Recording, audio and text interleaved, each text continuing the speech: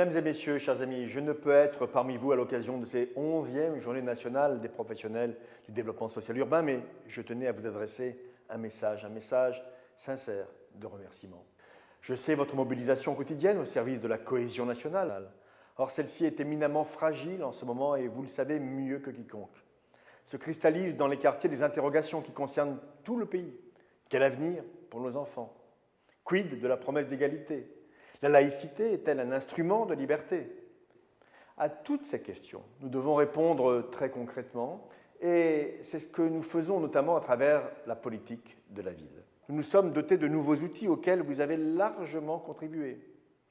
Une nouvelle géographie prioritaire, des contrats de ville, des conseils citoyens. Les contrats de ville sont tous signés aujourd'hui, ou presque tous.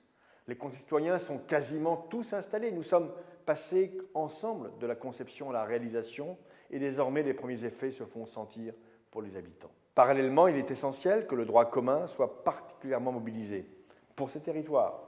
Et pour moi, le principe de justice qui sous-entend ces choix est simple. Il s'agit de donner plus à ceux qui ont moins. Des conventions interministérielles sont actuellement signées dans ce sens. Votre rôle a été décisif dans cette nouvelle politique de la ville.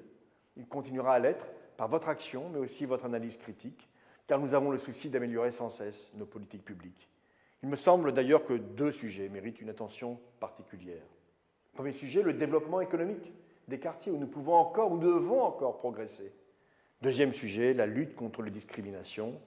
Ces discriminations qui sont un fléau et qui sapent tout crédit au discours républicain. Je me déplace énormément. J'ai été encore récemment à Vitry-le-François, une ville que votre président connaît particulièrement bien.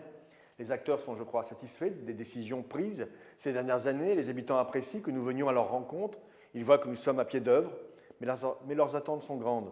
Le rythme des politiques publiques n'est pas celui de la vie ordinaire. Je comprends cette impatience.